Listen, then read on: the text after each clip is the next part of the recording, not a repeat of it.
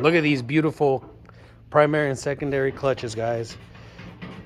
STM, total different from OEM. Guaranteed performance. Can't wait to install these. These are going for the Pro R 2023 Troy Lee edition. Hey, what's up, guys? What's going on? This is Powersport Enhancement. We're going to do a quick tutorial on how to remove primary, secondary, and belt and install new clutches for 2023 Troy Lee edition. Bill, the master mechanic, and we're about to install STM primary and secondary heavy duty, fully customizable clutches. These will make the world of difference on the machine, the way it feels, handles, and performance wise. Eventually these are tunable up to more than 350 horsepower. So starting off, everybody knows how to remove. If you don't know how to remove your housing for the belt and the clutches, you have these little quick releases. You got to go in the direction that they're fastened, opposite direction. You have your little OEM belt loosener right there that goes into the secondary. Everybody knows you put it in there and you spin it, spin it, spin it. It releases the secondary, allowing you to remove the belt. Other things you may have to remove, not necessarily sometimes, is this metal sheath, heat shield, and we're gonna try to remove and put the puller in here, which is gonna probably be very complicated because the gas tank is right here. So hopefully we don't have to remove this whole plastic bed. 60, yeah, T60. T60 you're going to use to pull out the original primary bolt for this clutch. You're going to want to use a wooden dowel as spec for OEM. They say to use wooden dowels because it doesn't damage any of the components. Always use a breaker bar first because the torque spec is very high. I believe these ones that have a pretty high torque spec. 120 foot-pound. 120 foot-pound torque spec. So once you remove that, obviously remove your wooden dowel. Make sure that you get all your stuff put in a safe spot, like a cubby where you keep your beer nice and cool. And just a quick thing for these STMs, they come with multiple instructions, infinite capabilities of tuning for future upgrades like performance. Like every little sheet in here has a spec, whether you're going to do tuning like exhaust, ECU flashing, and other stuff. So you would change the parameters of the internals of these primary and secondary clutches.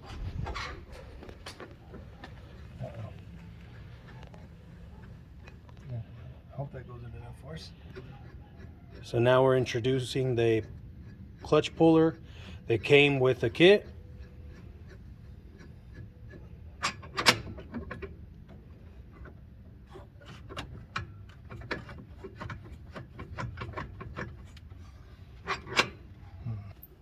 So now we're going to, since we took out the first bolt from the primary, we're going to now release the secondary, taking off the belt.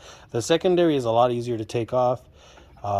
Usually just get an impact and zip it right off. The one thing you have to watch out, not on the Pro R necessarily, but on the Pro XP, is if they have shims, make sure as you remove the secondary bolt, you count how many shims are there, because that's what's aligning your belt to your clutches. You have to add shims or take away shims depending on what it asks for. And in order to see that, is your belt has to ride in the middle perfectly, not touching any side of the front or back discs, I guess you would call them. And we're doing this because there's not necessarily, we haven't seen or found any videos online of people doing this for the Pro R. He put his belt backwards. That's what he told me too. Oh. He goes, I think they put the belt backwards. I was like, what the fuck? Hey, you blowing that belt out there? Yeah. That was burnt to shit, dude. We can't even use that. Look. Yeah, because he put it backwards. And that could have caused this problem. No, that's not going into gear and slamming is what caused the problems. Brought to you by Polaris Powersport Enhancement. Always use OEM belts. You want to zip that off right now or no? And this is what I was talking about. On the secondaries, they come shimmed as well. So on the Pro R, the Pro XP, and most razors with a clutch setup like this, you want to take care of all those shims, make sure you don't drop any, or any get stuck inside the secondary because of the oxidation. We have 3 and then the main washer. Yeah, these are what aligns your clutches. Sometimes the shims get stuck, and when people do service on them and not realizing what they're doing, they forget to shim them back up, and that'll cause very bad failure of belts. It just comes right off. Okay, there's the inside of your shaft with the beautiful big reinforced shaft. And here goes the difference between a OEM secondary and an STM secondary. Here's your rollers. Here's your helix. Big difference, you guys. You get what you pay for. Obviously, Polaris is not going to give you the best right out the bat, but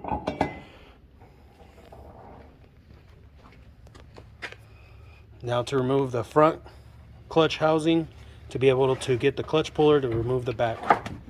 Remove this section here.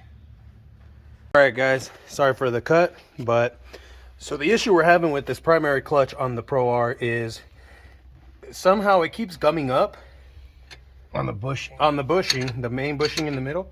As you can see, he's gonna pry right now. Push it back. Here it's okay, but right here it catches. So we gotta work it. It's not supposed to bind up on the way on the return. It's basically supposed to be going in and out. And so this is the reason why we're replacing it. We can't even push it inwards. Normally, with enough pressure, you should be able to move the clutches forward and back. And then that's how you remove these clutches. You jerk them off. We don't jerk them off. We push- hammer them out. Yeah, that too. Like that.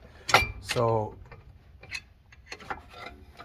I don't know if other Pro Rs are having these issues or if they have a fix for it, but we're going straight to the top with eliminating all the hassles of having to work with OEM clutches. What the cusper noticed when he brought it in is he puts it in gear, whether reverse or forward, and it's like it stays in neutral, it doesn't kick into gear.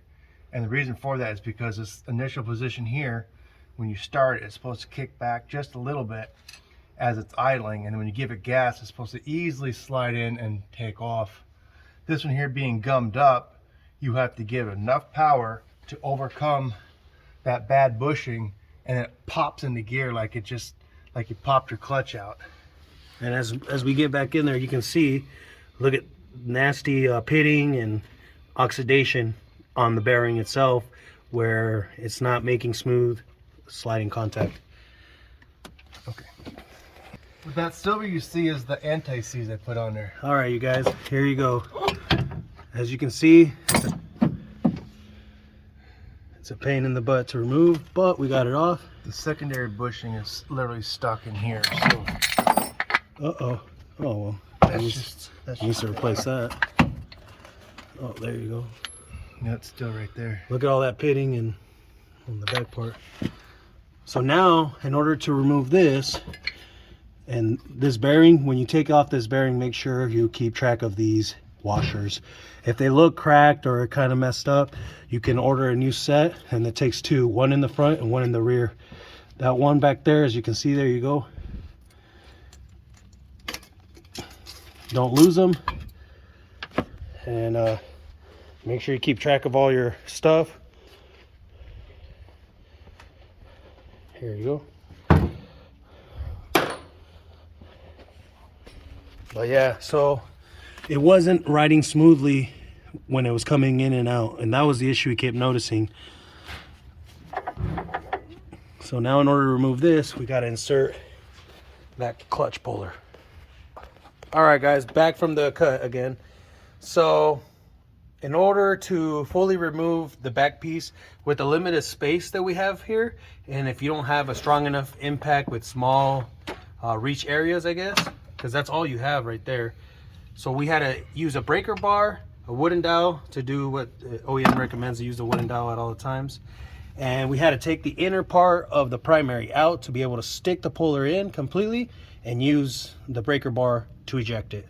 And it worked. This is the only thing that has splines that will hold this piece from turning. So with a wooden dowel inside, this removed out of the center here. So we took this off first, removed this piece out of the middle, which has a small hole.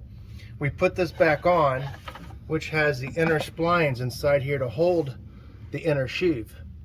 When the dowel inserted, It gives you enough resistance. it holds this and this all together and still have enough room. We used a breaker bar and an impact number 19, and it did not take much to pop it off. It came off relatively easy, and then the whole thing now should come out as one piece, and now you'll have your inner sheave and your outer sheave. I'm probably going to remove this first because I don't think there's just enough space for everything to come out at once. Yeah, the limited space is because the gas tank is right there. I know a lot of people complain about these things having small gas tanks, but This is the puller you need. It's the same one that pulls the Pro XP off and the turbo models off. So, and then this whole thing can come right off. Look at that, folks. No damage, no nothing. One piece. And kids, make sure you clean your clutches as often as you can, because there's gonna be, look at that, sand, particles, dust gets trapped in there and can cause issues. nice. Okay. Good. So here you guys go. Well, I guess it doesn't matter. Here's the information for what we bought. And it comes, this kit is, they ask you a bunch of questions, and it comes with a lot of stuff. I mean, they provide Loctite, they provide the clutch pullers, all this information for future tuning. They also provide the future tools you're gonna need to disassemble that clutch. 2 koozies, 2 stickers. Here's the puller number through STM, puller PCP-20. That's the number they're saying will pull off the OEM. Once the OEM is off, then they send you a second new one that actually fits into the new one. And the nice thing here is this is going to fit in there directly. You won't have to do all this secondary work and stuff like that. Just put that puller right in there, and it's going to pop it right off from now on. As a whole unit together. That's So, awesome. STM is going to be much nicer.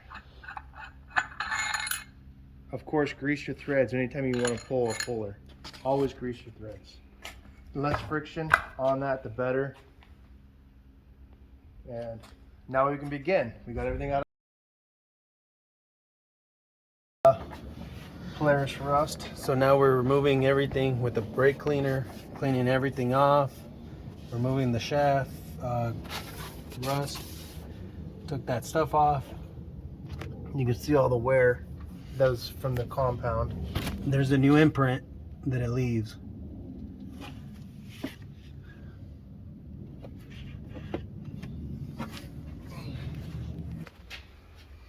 If you can get a view of that. Yeah. So there you go. It used to be completely black. Now it's has a wear pattern or Polished out. polished out by when you were mating it to that. High quality stuff here. Now it says simply install her back on. And again, the space to work on this is pretty, it's not miserable. Then it said use the OEM bolt, but it did provide a washer we didn't have before. That number 8 washer, they provided it with the kit. Slides on there very nicely. We've got to kind of get up inside of here first. And then you can put it inside of here. It does not say use any kind of a Loctite or anything like this. So we're going to be back to our T60.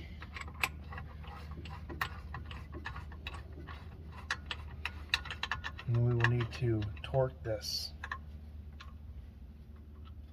to 100. Let me check that number first. I believe he said it's 130. Double check. And the instructions are very clearly, you can see, you can read, and they got good instructions. 130 foot-pounds. So we're going to now get it to 130 foot-pounds.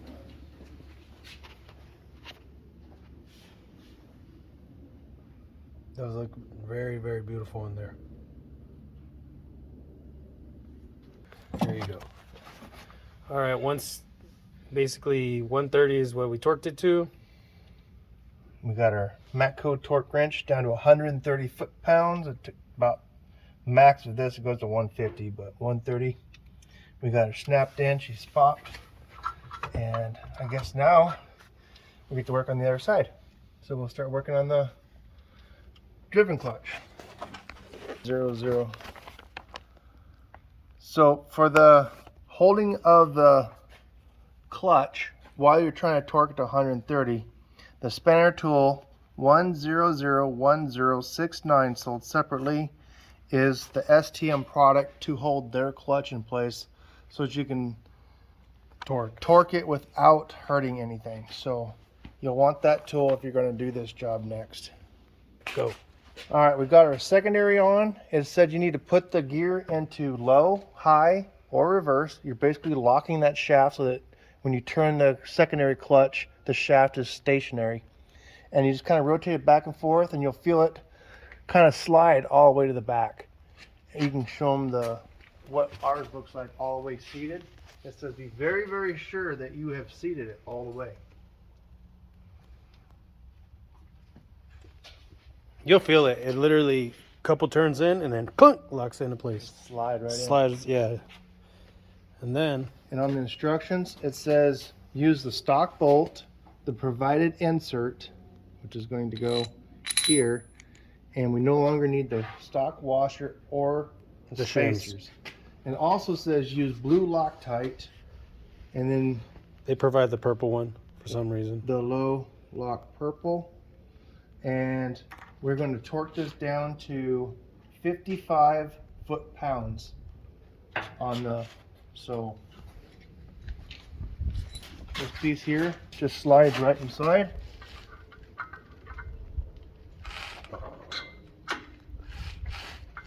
And then this guy slides right inside of there and goes right into there.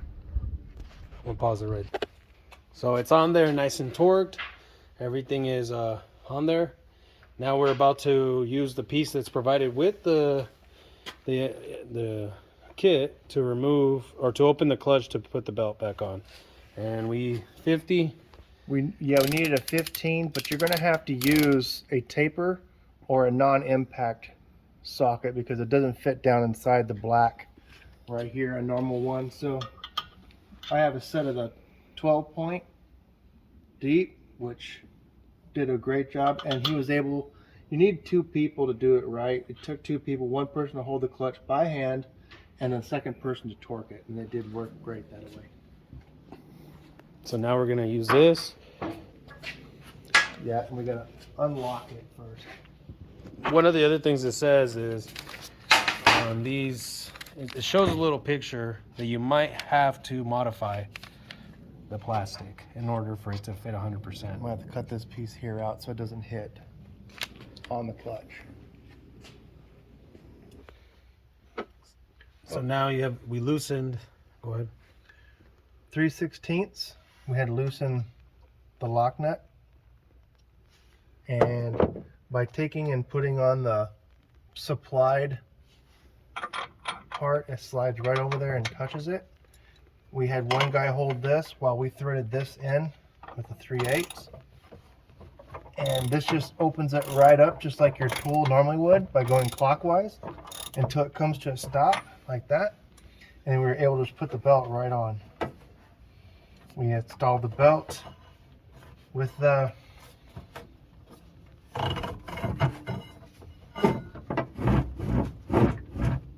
numbers towards where you can read them is the proper way to put that belt on.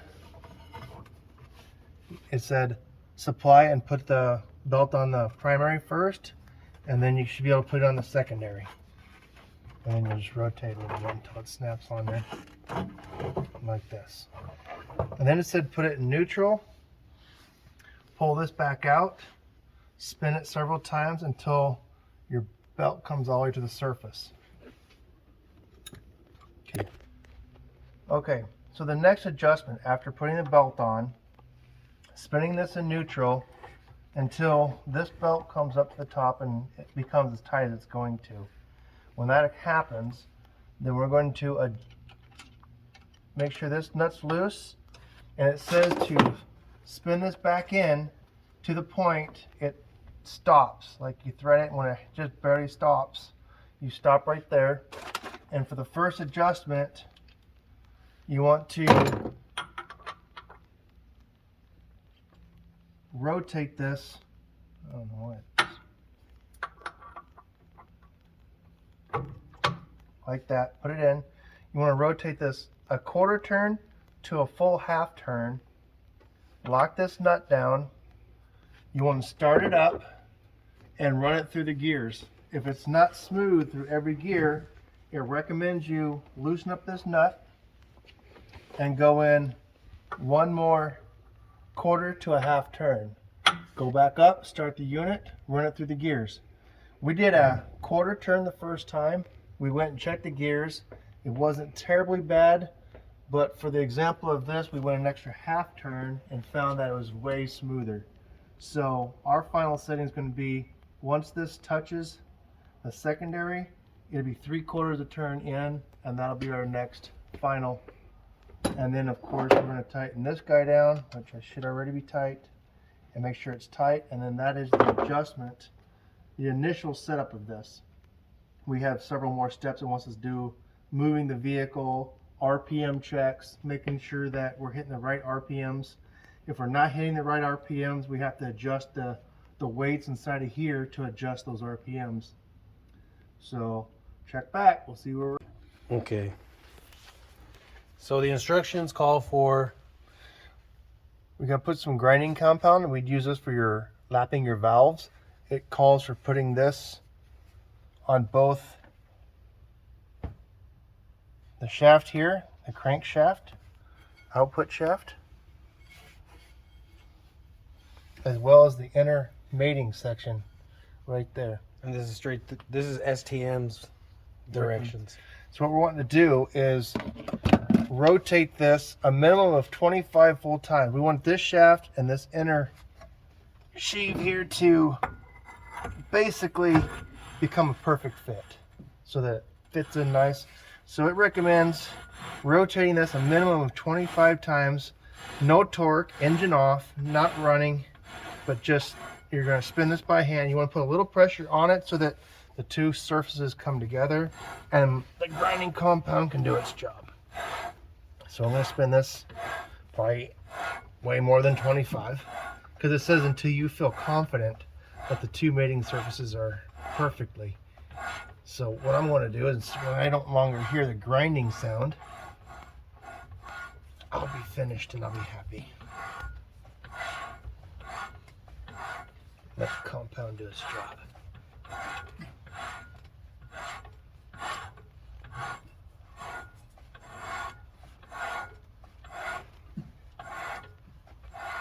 Would you recommend using the bolt just a couple threads in? No, not at all. Any thread inward is going to start pressing it back on there. What we want to do is just enough pressure to where the compound can work, but it doesn't start seating back onto the shaft. This is going to make the small little bits of metal that may not seal it perfectly to seal it perfectly. Any thousandths of an inch.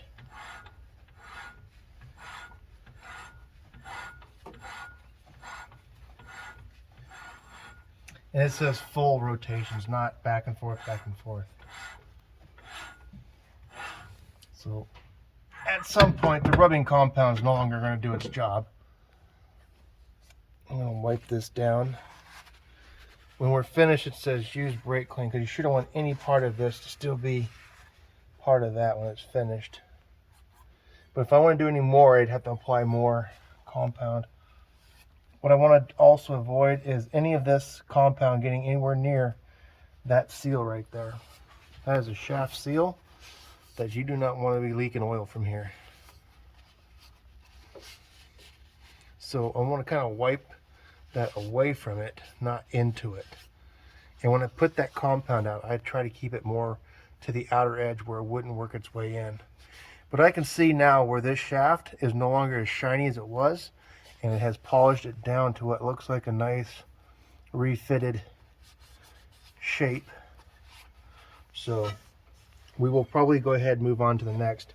First, we're going to go ahead and clean these with brake clean and make sure we don't have zero amount of this compound left over on either side. So we'll do that next. Back with Powersport Enhancements, installing the Pro R's new STM clutches. We're toward the last bit here. I just went and did the idle tune. We're doing great on that. So I just basically, it's 20 miles an hour to 50 miles an hour at full throttle. And you just kind of check your max RPM. We're at 8,000, so we should be good on that. We're not over. And down here, this is the last part. You're going to have to make an alteration. Is when you put this cover on, the new clutch right here is hitting. So the documentation says we need to cut this piece here out. It only calls for you to cut this little tiny piece in the middle, but we sure don't want these little pieces breaking off and getting inside that clutch. So we're going to take the whole piece off, just so that this little pieces don't get a little bit older, break off, get sucked in, and start chewing its way through the clutch.